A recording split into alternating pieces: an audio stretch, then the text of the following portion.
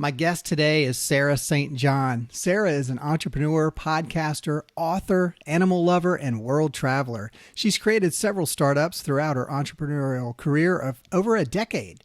And through her books, blog, and podcast, her goal is to show people how to launch and manage an online business on a budget. Sarah, welcome to the Go for Launch podcast. Well, thanks so much for having me.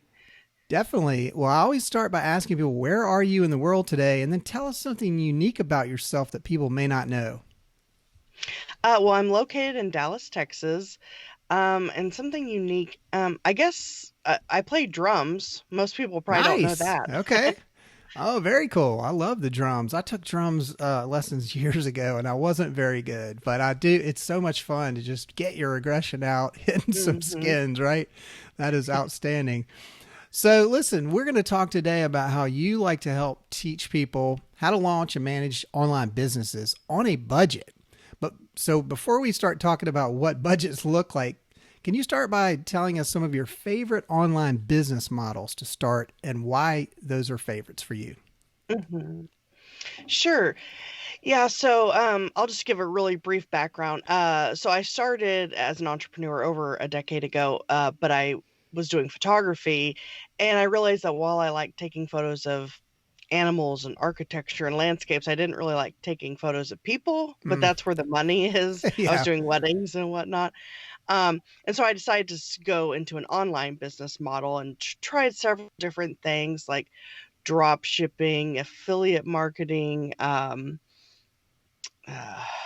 blogging, just all these different things. And well, another reason I stopped doing photography, actually, the biggest reason failed to mention this, was how expensive it gets Mm, over time to maintain equipment and whatnot. So that right. was the biggest reason why I switched to online. And but it was in this process of trying these different online business models that I was like, I'm discovering all these tools and resources that are either free or really affordable. I could write a book on this. So then Nice. I wrote a book called Frugalpreneur. And then I decided to launch a podcast with it uh, to kind of coincide with it. It was just going to be a short lived thing. But it was gaining more traction than the book was. So I kept up with the podcast. And love the connections I've made and whatnot.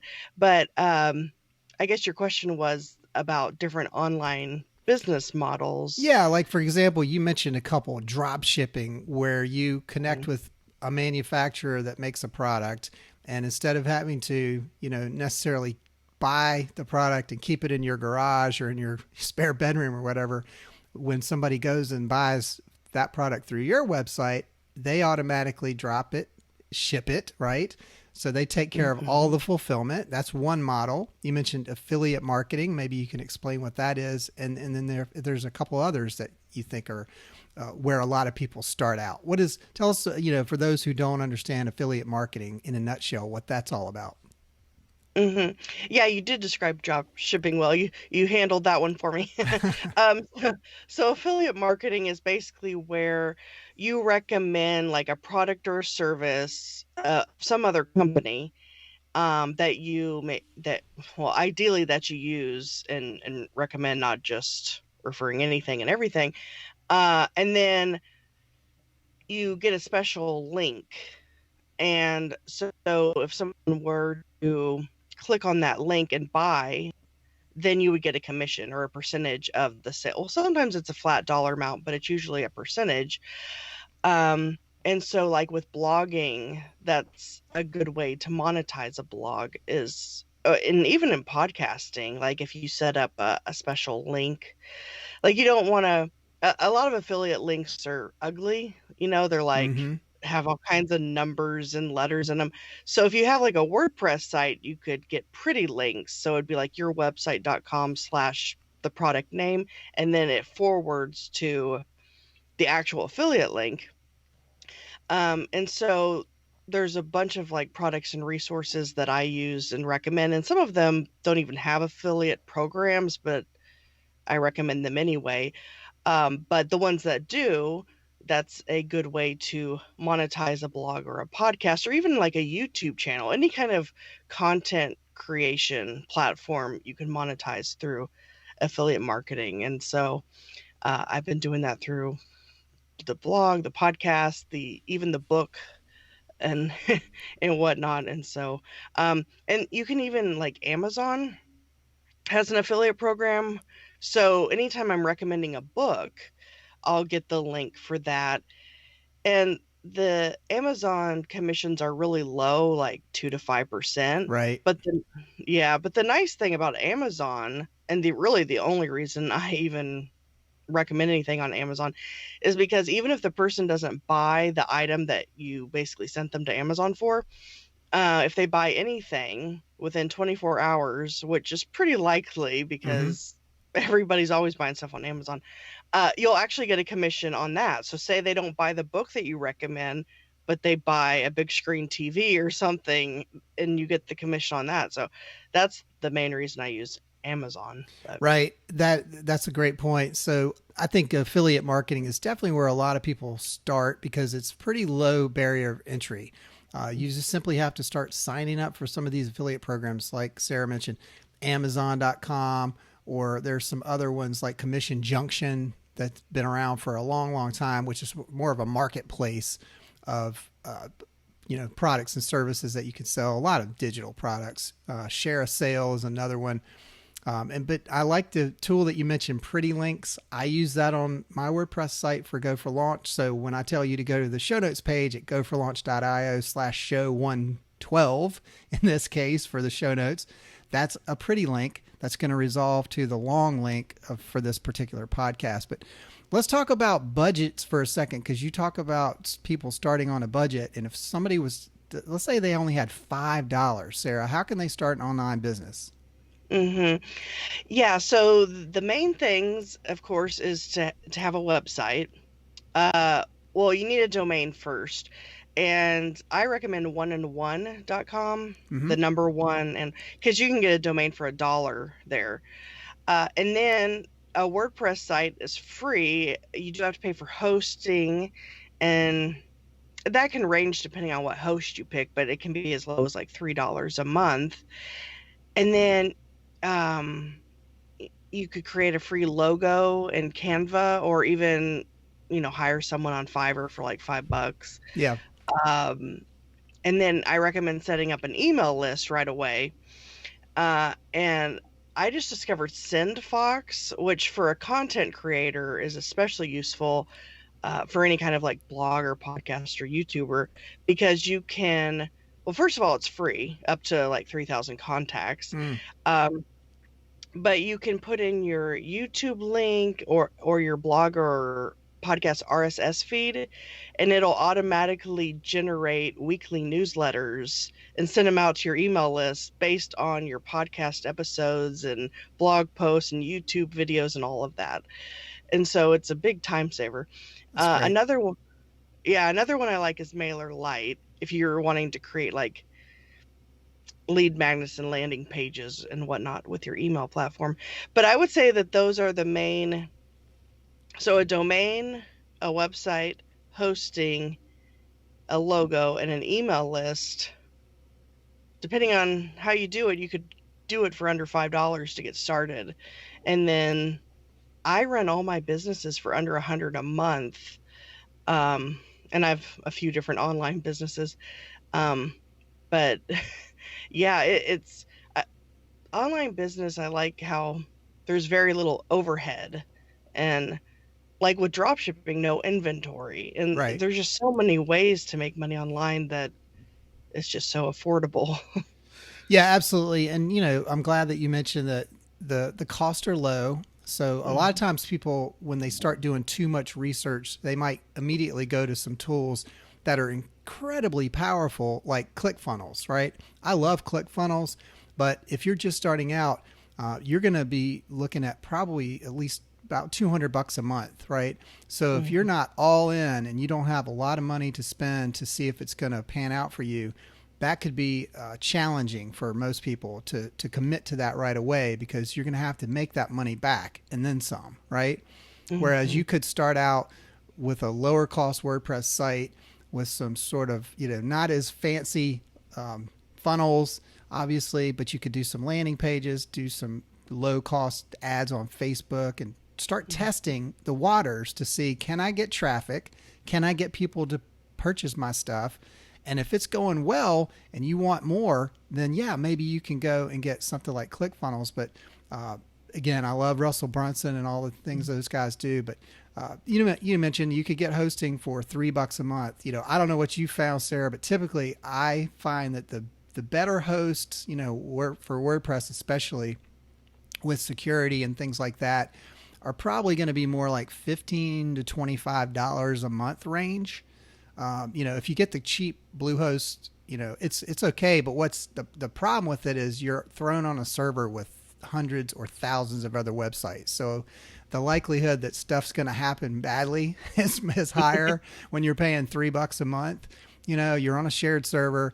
The server's going to reset all the time. There could be security flaws, et cetera. So you got to be mindful of that. Whereas if you go to a host, that takes WordPress hosting seriously, they're going to charge a little bit more. So again, there's just, pluses and minuses. But to your point, you could easily do a business online these days for way less than $100. And even if you were going on Squarespace or Shopify, if you were selling stuff, and by the way, Shopify would be great if you were doing drop shipping because they integrate with a lot of things. For example, Oberlo, Oberlo, I know of.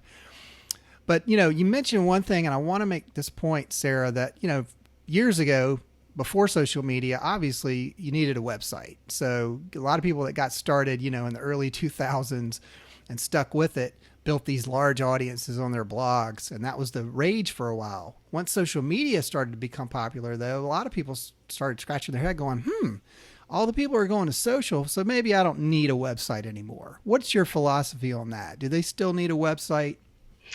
Yeah, I actually know people who just have a Facebook page for their business, and I keep telling them, you need to have a website. It doesn't cost that much.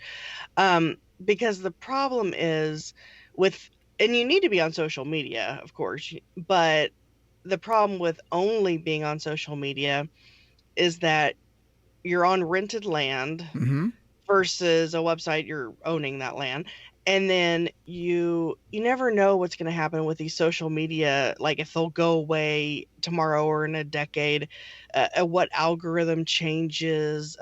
Like with Facebook, if you post something on your page, I think only like 1 or 2 or 3% of people actually see it unless you boost it. Right.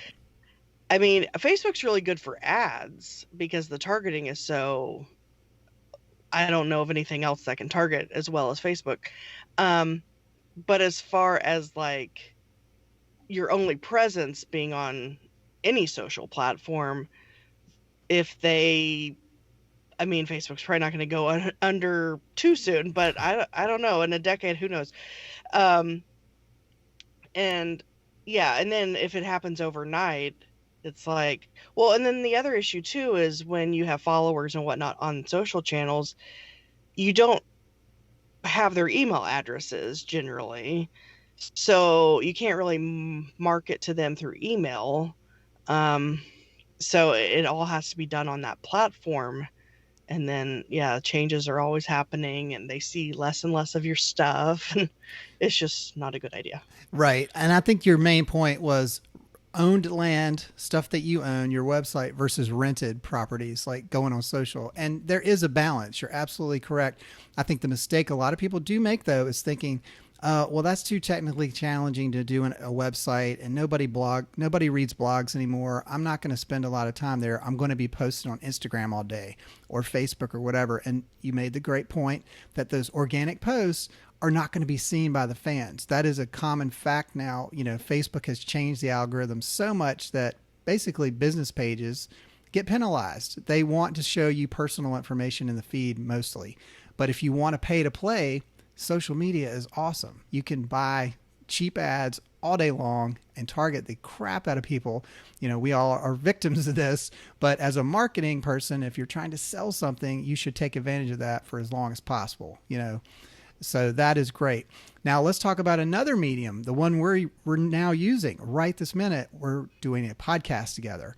And a podcast, for people who don't know, is obviously an audio file, or in this case, it could be an accompanying video, but you need a way to get that out using something called RSS, which is a really simple syndication, but it's not technically overwhelming once you get all the blocks built and put into place. It's just simply, we record this, and then I'm going to put this audio file in a blog post on my blog, and then it's going to push out to a bunch of places.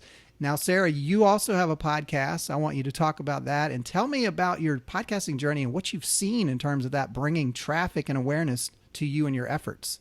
Mm-hmm. Yeah, so I have a podcast. It's Frugalpreneur, Building a Business on a Bootstrap Budget. And I started to coincide with that book.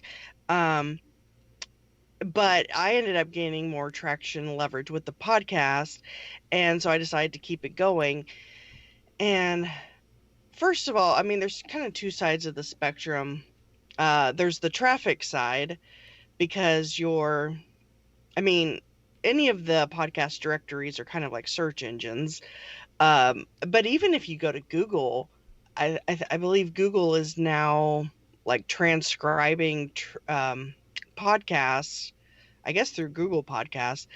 And so even if you go to Google and search for something, your podcast actually might show up as well. So just the traffic you can get through the various search engines, but then also, like, if you have guests on your show, or vice versa, if you're a guest on their show, just the kind of cross promotion of the episode, like you're reaching each other's audiences. And then, on the other side, so the traffic side, but then also the connection side, you get to know other hosts or other guests. And because I do recommend that even if you have your own podcast, to still guest on other podcasts. Or even if you don't have a podcast, you should guest on podcasts, because you're reaching people that you're basically getting access to that person's audience that you wouldn't have access to otherwise. And so you're getting a lot more exposure and leads that way. And I've just found that of everything I've done so far through my entrepreneurial career, that it has generated the most amount of traffic, leads, and whatnot in the shortest amount of time. And yeah, I definitely recommend everybody, whether you start a podcast or guest on podcast, do something with podcasts, because I feel like, every business should have a website, but I feel like it's getting to the point where almost every business needs a podcast too. And it's just, podcasting has been around for, 15, 16 years, but it's really only been in the past year that it's skyrocketed. And all this money is being thrown into podcasting, with like Joe Rogan and his $100 million deal. And Spotify keeps buying all these different platforms. And now Amazon is coming out with podcasting and all kinds of stuff. So it's like, just in the past year, the number of podcasts have doubled. So it's definitely gaining traction. I think that's where people should be at. Everyone should have a podcast. Yeah, I completely agree on everything you said. And I'm going to point people to a couple of episodes to go back and listen to on this particular podcast.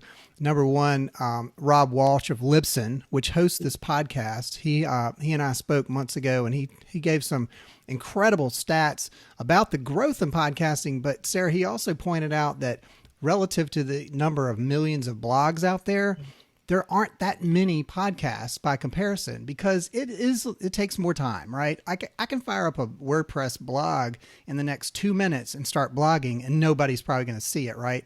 But if I want to fire up a podcast, I can't just do that immediately unless I use one of these free tools that I've done those before and they don't really work that well. So I'm going to need to spend more time figuring out those technical details, and then recording episodes like this, doing it with, quality sound, editing it afterwards, etc. That takes time. And a lot of people get involved with it and realize it's time consuming and they quit. right? But what I found too was I actually did this podcast for over a year, and this was not my first podcast, but I've stopped. I had different reasons. I kind of got burned out. I quit. And Sarah, I stopped for, I want to say almost 3-4 years, right? Stopped doing it. And then, but I kept paying for Libsyn to host those files. So I was paying like the bare minimum is $7 a month. It's not that much, right? And when I decided to think about going back and, maybe I'll resuscitate the podcast, I was absolutely blown away when I logged into Libsyn and saw how many of my old episodes were still getting downloaded every single month. And this was, stuff that I had recorded years ago. So it taught me the lesson that podcasts live on. And the fact that people are hearing us in their ears for 30 minutes is another incredible thing. It's like anybody can have that radio talk show sort of format, or in our case, if we're recording it in video, we can also put it on YouTube as well. So there's just a lot of advantages to podcasting, no question about it. So let's talk quickly about your self-publishing as well, Sarah. You mentioned you published the Frugalpreneur. And I want to know, what do you think are the advantages of self-publishing over traditional publishing? Because I've done the same. I self-published Podcastaway a couple years ago and enjoyed that process thoroughly. Oh, wow. Yeah. So my first book was Frugalpreneur, How to Launch, Manage, and Market an Online Business for Under $100 a Month. And I wrote that book based on just all the things I had learned through online businesses. Well, then in the process of writing that book, I decided, well, maybe I can write a book about self-publishing. So then I came out with Authorpreneur, and then I was doing the podcast, and then I came out with a book recently called Podcastpreneur. So I have 3 books now. And each time it gets easier. The first time around, you spend so much time just learning about the process of self-publishing, more than actually writing the book itself. But I think the advantages of self-publishing is that, especially for nonfiction, is that you can put it out as quickly as you want. Whenever it's done, you can put it out. Whereas, and the thing is so with traditional publishing, even once the book is done, like I've heard that it can take, 12 or 18 months for it to actually come out. And if it's a nonfiction book, especially, I mean, chances are pretty good that the things that you've written about are kind of old news or have changed so much, at least the type of books that I've written. Fiction, that probably doesn't matter too much, but so there's that factor, like how fast you can get to market, basically. And then the fact that you have full control over what goes in the book and just the cover and how much you're going to sell it for and where you're going to sell it and all this. Whereas with traditional, I don't think you get a lot of control, from how I understand.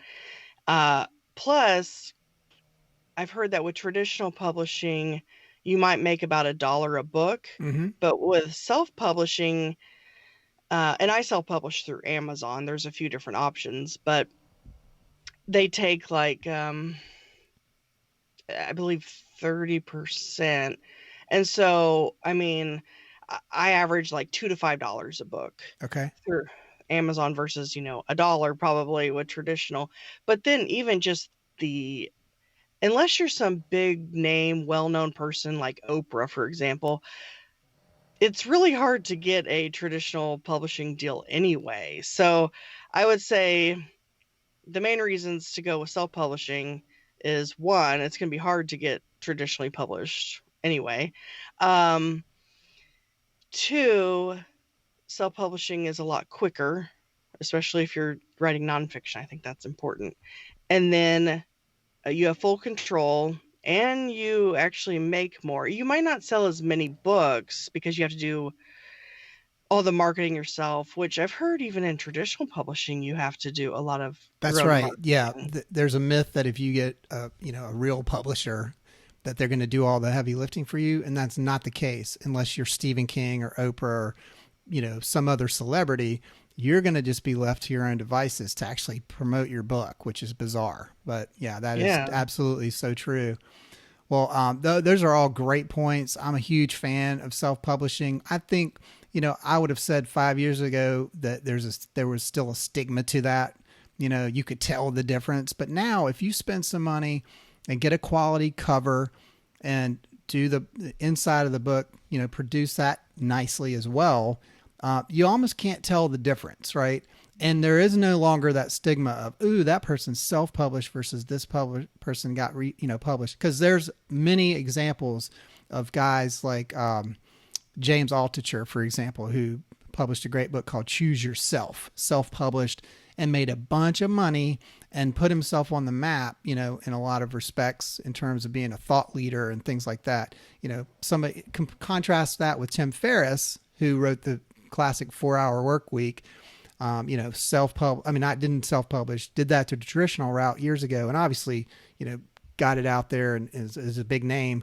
But I guarantee if he were to redo that today, he'd probably self-publish it for possibly because he could make a lot more money going direct to the consumer. So great point, Sarah. Love everything you've said today. Tell people where they can learn more about you so they can go check out Frugalpreneur and your other offerings. Sure, yeah. So you can actually get a free PDF version of all three of my books at thesarahstjohn.com/free. And that's the Sarah with an H and then STJOHN. And then I'm on all the social platforms at the Sarah St. John.